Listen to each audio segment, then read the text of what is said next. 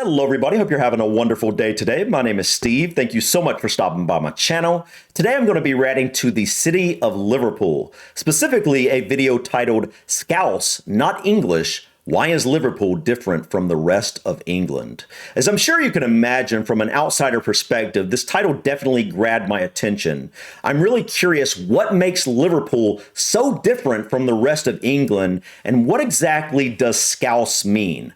I've seen the term Scouse mentioned in comments and whatnot before, but I really don't know exactly what that term means. But anyways, guys, this is the first time I'm ever looking into Liverpool at all, so I don't really know what to expect. All I really know about Liverpool is that it is one of the larger, more populated cities within the UK. I think within England is probably top 3 or 4. I think obviously I know London is the largest city, but I think, maybe Manchester may be larger than Liverpool, but I think Liverpool's right up there with those few cities. But anyways, guys, like I said, don't know what to expect here, but I've been wanting to check out Liverpool for quite some time now, and I think this will be a very interesting video that'll give me sort of a different perspective on Liverpool than maybe your average travel guide video or something like that. So anyways, guys, enough rambling for me. Let's go ahead and dive in and check out Scouse, Not English. Why is Liverpool different from the rest of England?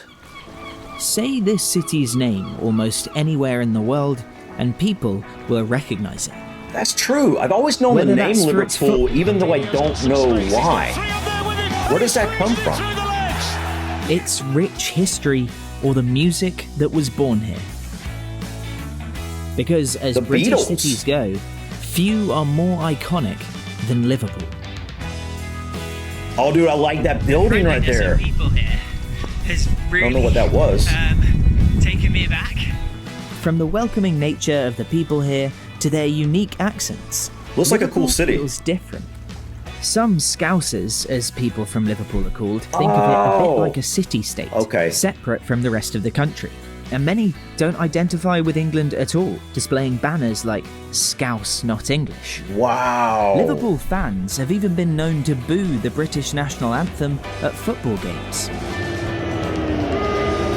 Wow. Is there really that much divide? Where exactly does that come from? I guess that's what this video is about. We're going to learn why it's basically titled Scouse, Not English. That makes a lot of sense now that I'm hearing what he's talking about.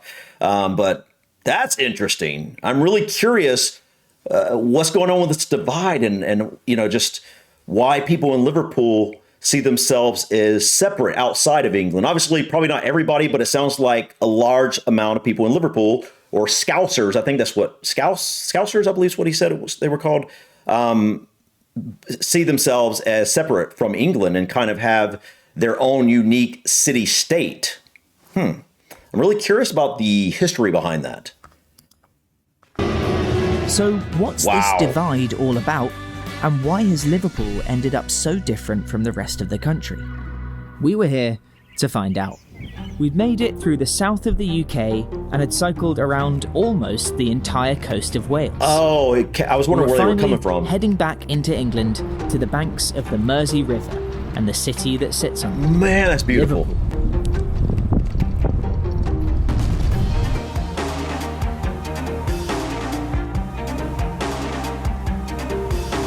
Looks like this may be a very Britain's 7th largest city. Seventh largest. 900,000 people call home.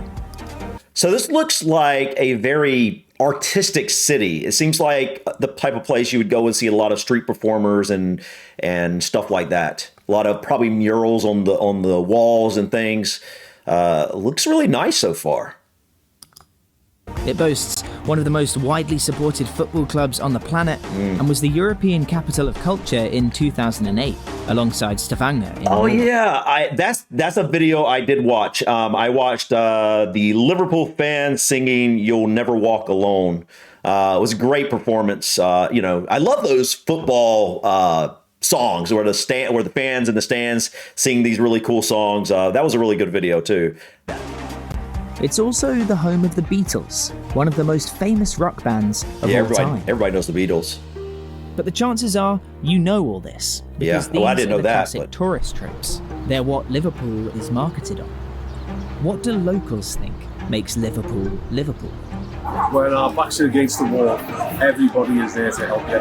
It doesn't matter which part of the city you come from, what colour you are, what race you are, it makes no difference. Everybody sticks together and takes care of each other. That's nice. I think Liverpool's got one of the best personalities. For me, it's how musically alive the city is. It's all just based on music, and the musical history it's got, I think, is incomparable. I think it's unique in its people. The people themselves make Liverpool. It's not about Liverpool, it's about the people of Liverpool. And I believe that's what makes us stand out.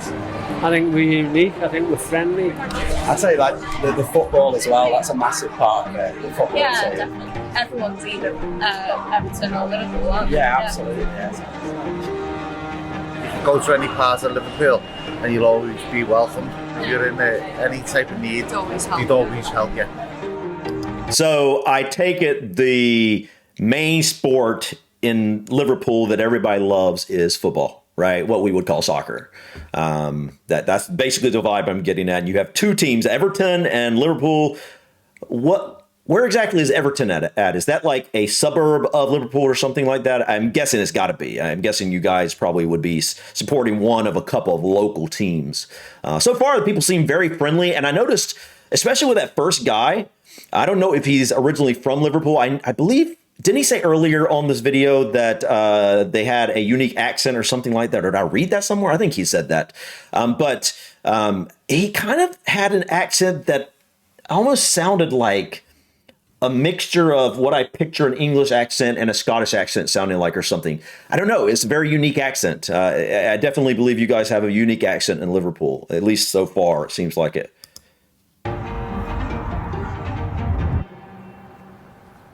It's a nice. Oh, there it is. I love that building, dude. Liverpool in particular is known for doing things its own way. This one too. There's even a unique name for people from Liverpool. Scousers. Or Scouse. Scouse. Why? Well, the story begins with whalers, who came to Liverpool in the 17 and 1800s. So the only people who could do whaling around Europe were the Norwegians. So we sent for a crew of Norwegian sailors to come over and go to the Arctic. Obviously there was a Liverpool crew as well, and they joined the ships as well. And these lads, to keep warm, they had their own meal, and they used to have a fire, and they used to put meat, they used to put potatoes, they used to put carrots, and it was called lobscouse. Lobscouse. So the Liverpool lads, when everything dies down, and they joined other ships, and they started to make this lobscouse, just like the Norwegians did. So when people from around the world met sailors, and they said, "Where are you from?" And they said, "Liverpool." They go, Scouse. Back then, Liverpool was a booming trading port. So important that it was sometimes referred to as the New York of Europe. When you look back, Liverpool, it was incredible. It was an incredible port with lots of activity. Liverpool was known as the second city of the empire, obviously behind the capital, London, because of the trade. There was immense trade, and it was incredible. The bustling docks produced the unique Scouse accent you'll hear if you visit today. It's unlike any other in the UK, and was a result of the melting pot that this city became, where people from all over the world with different ways of speaking mixed together. And it's most influenced by Irish, Welsh, and Norwegian immigrants. Interesting. Nowadays, though, Liverpool has an unfair but pretty bad reputation, and people often joke about it being a lawless and dirty city. Watch your bags. Don't go to Liverpool, they'll steal your hubcaps or your wheels or whatever. And this is the way Liverpool are portrayed. Unfortunately, Scousers. Why are you going to Liverpool? You end up being beaten up and you're being burgled and being... They always get looked down upon. Always get looked down upon by the press, the English press, unfortunately. For some reason, we don't know. That's interesting. So obviously I've never heard that before. I don't know anything about Liverpool other than what I'm learning now. So at least what I've seen so far, it doesn't give me that vibe. Obviously, I haven't seen that much, but the people you talk to, the streets look clean. I mean, like, I don't know, it looked like a friendly, nice place. Really, just a harbor town and a musical town. Really, an artistic town is the vibe I'm getting so far. And it's kind of like you see these cool little suburbs. I don't know. This looks like a pretty cool place. I looked at down the I don't know. roses, you know, especially accents. Frank often has to battle people's preconceptions about him that are based purely on the way he speaks and where he's from. Wow. When I tell them I'm a lecturer, they don't believe me, simply because of my accent. Wow. It's gone now that it's water off a duck's back to me. It's the way it is. It's just the way people perceive Liverpool. Liverpool's got a terrible image, even today. Oh, dude, that's a cool looking building. Look at that, man. Man, I love these old buildings, dude. I love them, man. I can't get enough of seeing these old buildings you guys have all throughout the UK. But I wanted to say that what he was just saying about he's judged because of his accent. We definitely have that in the US as well. For example, a large amount of the country do judge heavily Southern accents in a negative way. Like what he was saying kind of gave me the vibe of what a lot of people throughout the country here in the U.S. would say about people with a deep Alabama or maybe even Georgia, even North Carolina, where I'm from. We get that with certain people. A lot of people have these very strong Southern accents here. And so what we would call that drawl, can sometimes make it, sound harder for some people to understand if they're not from those areas. And so it's unfortunate, because, it's unfortunate people judge people based off of these characteristics of where they're from and, including how they sound and stuff like that when, it doesn't really dictate anything about the individual itself. You know what I mean? In reality, the problems that any major city faces, sure, some areas, crime, litter, absolutely, and so on, are no worse here than anywhere else. So how did Liverpool You're always go from going to being have the second city of the British slum Empire areas and to stuff one in every that has city? so often been looked down upon by other parts of Britain, where so many of its residents feel we're not English, we are Scouse. Republic of Liverpool. That is so interesting. Like, what exactly is called? I'm guessing we're going to get into that. I can't understand. Like, I understand the whole desire to be proud of your area, but I'm trying to figure out where this whole like wanting to be separate comes from. I'm not judging it one way or the other because it's, I don't live there. I don't know anything about it. I'm just curious, like, what started this? There had to be something that started that movement or that desire to be considered this individual group over being part of the bigger group, if you will. Scouse rather than English. Well, Liverpool has always been a bit independent. Part of that can be put down to immigration, particularly from Ireland following the Irish famines in the 17 and 1800s, which really changed the demographics here. At one point in the 1950s, a quarter of Liverpool's population was Irish-born. Wow. It also has such a large Welsh population that it's sometimes jokingly called the capital of North Wales.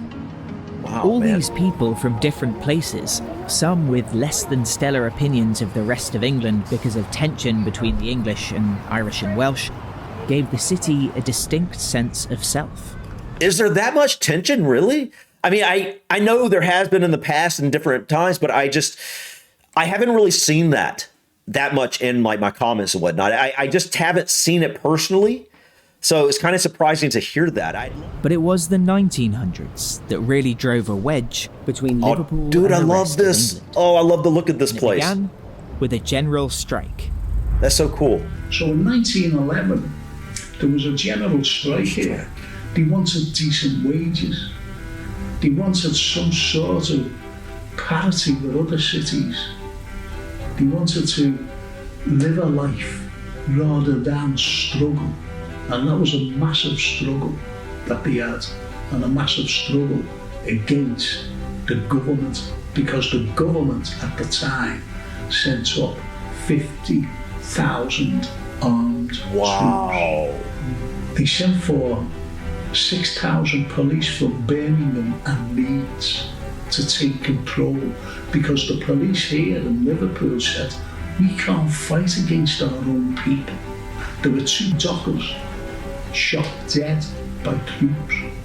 Everything had stopped. Everything. From the dock workers, they stopped. Everything, railway, everything was stopped. And Churchill, he actually sent up 2 frigates to train its guns. Oh my goodness. Just in case. Because they said, we can't afford anarchy to spread out into the country. So we were on our own there. And unfortunately, it was squashed. Did the workers get anything? No. They never achieved much, unfortunately, during that particular strike. So it was over by September. The strike was over. That's crazy. Wow. That's like, that's almost like the equivalent of, I guess the best way I could look at that from the U.S. standpoint would be like the federal U.S. government sending out warships to target the state of North Carolina or something like that. Except, Liverpool is obviously a city and not a state, but something like that. That's crazy. Because it's like, it's not even another country or something. It's just like your own people, basically.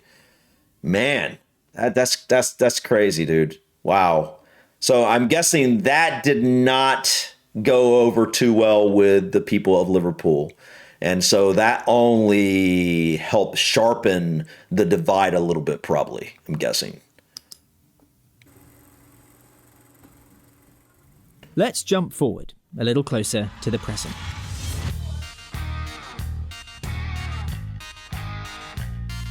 Almost 40 years since the end of World War II and the independence of India, and the British Empire was long gone. Add to that changes in shipping practices, like containerization, and Liverpool's docks were becoming less and less important compared to other ports like Dover. Less trade meant fewer jobs, and unemployment and poverty skyrocketed to some of the highest rates in the UK. The city was suffering.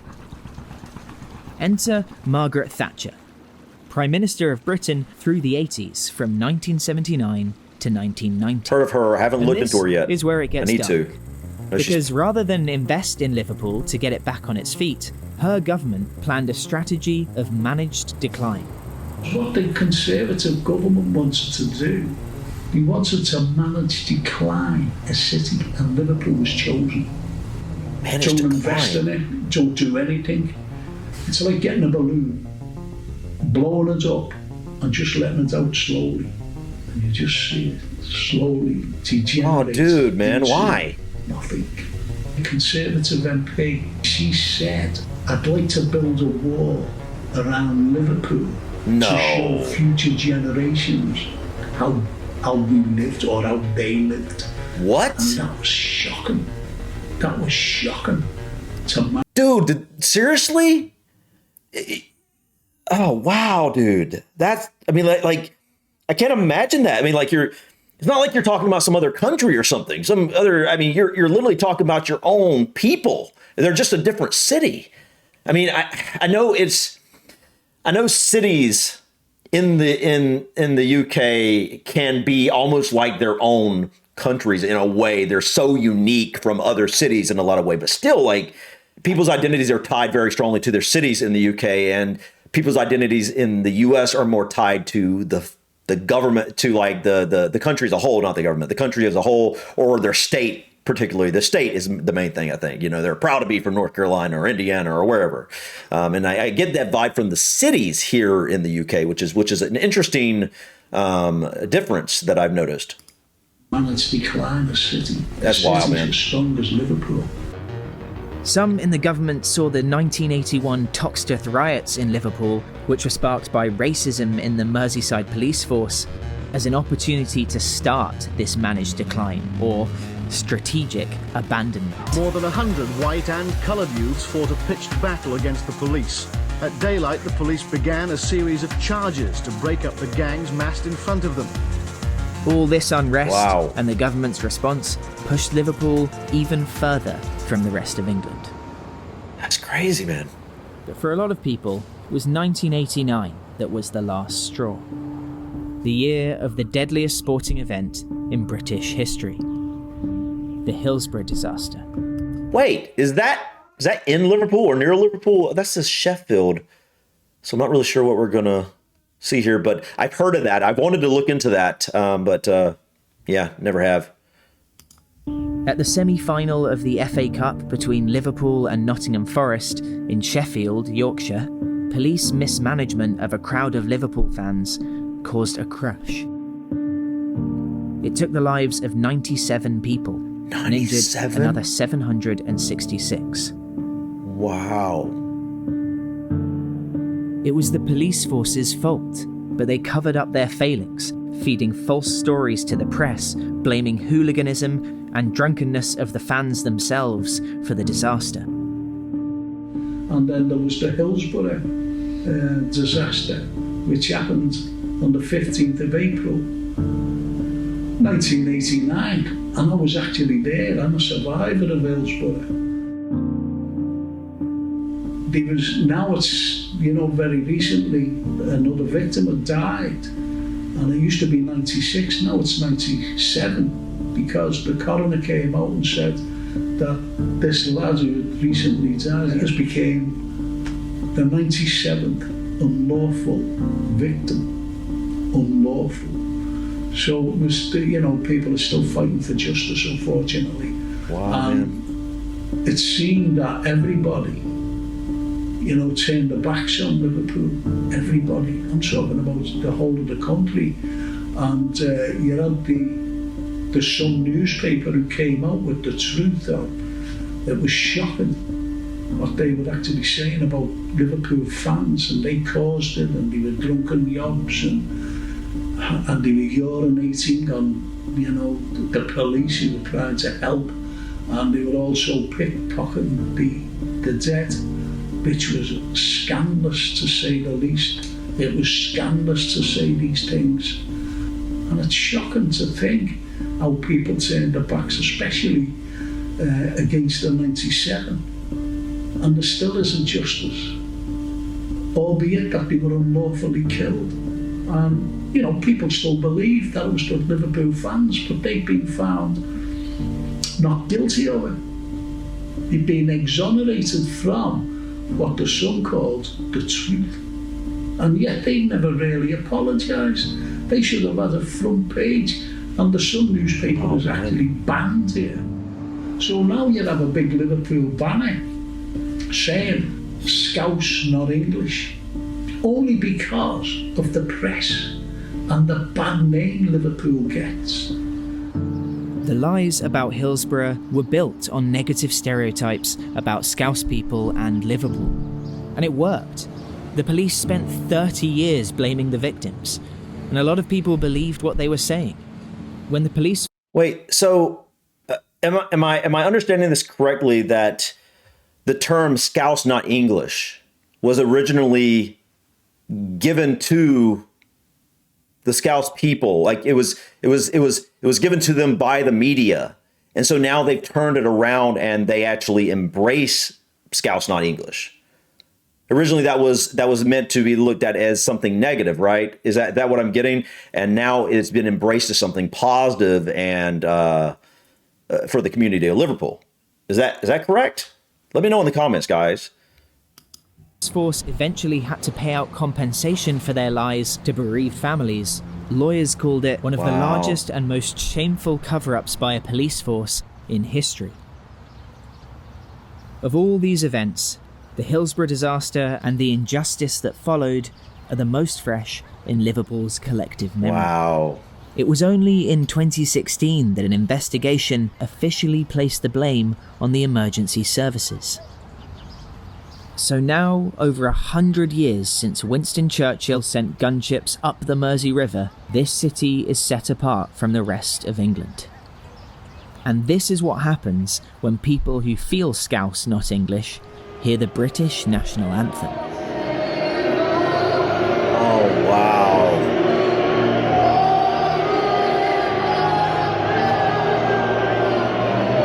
Wow.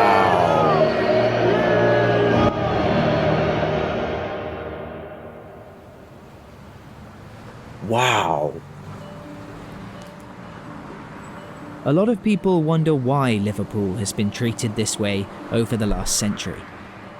Maybe the London press didn't like the city's rebellious nature. Or perhaps classism is to blame, since it's always been a very working class city and an epicentre for the fight for workers' rights. Whatever the reason, Liverpool has been through a lot. And yes, it has the same problems as any major city. But it's about time it was recognised for what it is, not what the media makes it out to be. One of the country's most musical and artistic cities, home to some of the friendliest people in England. The city that gave us the first ever passenger railway, the very first X-ray department, and one of the first ever wireless radio broadcasts. A hub of culture, home to the country's oldest Chinatown, built by people from all over the world, that saw the highest of highs in its heyday and is bouncing back from the lowest of lows it endured in the 20th century. Love that building, man. What Seriously. Liverpool have achieved and what's gone out, but unfortunately we get no credit. And this is what people, they really need to be educated about Liverpool instead of having this negative look at Liverpool. And that's the way I am. And I've always shouted Liverpool from the tops of the roofs. I've been asked, what does it mean to me to be a Scouser? Well, Scousers are very, very proud people. When I go away and people ask, where are you from? I say Liverpool, they go, oh, you're a Scouser? Yes, of course I'm a Scouser. I don't put on accents, it's the way I speak, because people have said, do you put this accent on? I'm very, very proud to be a Scouser. I will just leave it at that. Wow. All right, guys. So this video was quite different from what I thought it would be when I started it. It was much different from your average travel video, which obviously I'd love to see more of the architecture and the food and all that sort of thing.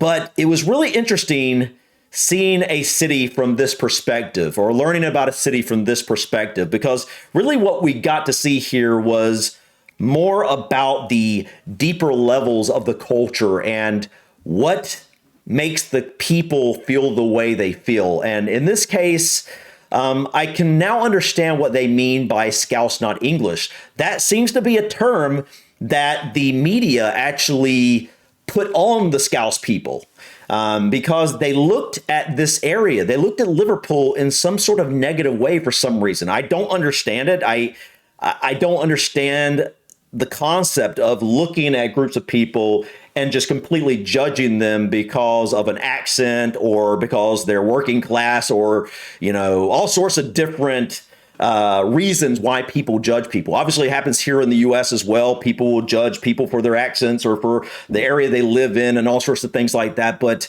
you can't really judge the individual based off of where they're from. You've got to judge the individual on an individual basis, because everybody is different. And an accent or the amount of money someone has or the way they dress doesn't mean anything about who the people themselves are. But from what I gathered here, Liverpool seems to be a very artistic city. It's obviously a very musical city. I mean, the Beatles come from there, so obviously they're probably very proud of that fact, because the Beatles are obviously one of the most popular bands in history. Looks like a really nice city, honestly. You know, the little bit I got to see from it, looked like it has some really nice architecture, and the people seemed very friendly.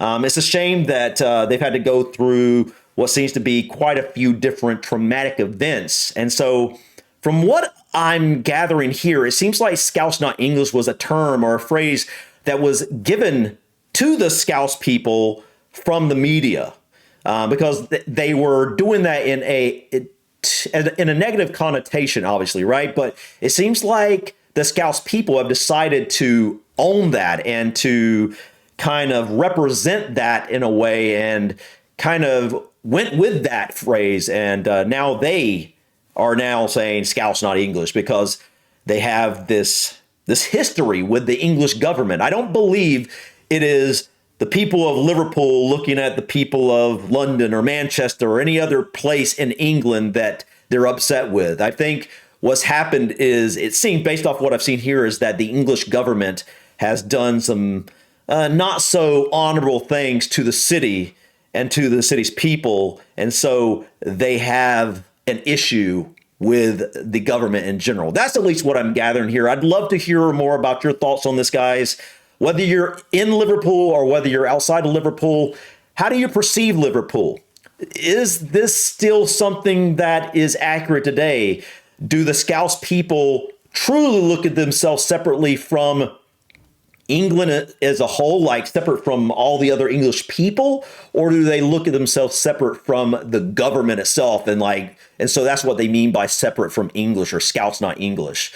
This is such a complex topic that there's no way you could understand it fully from as an outsider, looking at one video. But I definitely think I now understand a little bit more about. Well, obviously, I went into this not knowing anything about Liverpool or the people or the Scousers, if you will, and so it's an interesting. This is an interesting city and definitely a place I'd like to explore at some point. But like I was saying, there's no way I could understand the full culture of Liverpool and who the Liverpool people are off this one video. So let me know in the comments, guys. Is what we learned here accurate? And if not, what would you say is different than what was expressed in this video? But anyways, guys, enough rambling from me. Thank you so much for stopping by. Please click that like button. Feel free to drop your comments or suggestions about this video or others. And don't forget to subscribe to continue to follow me on my journey to discover my British and Irish ancestry. Until next time, guys, peace.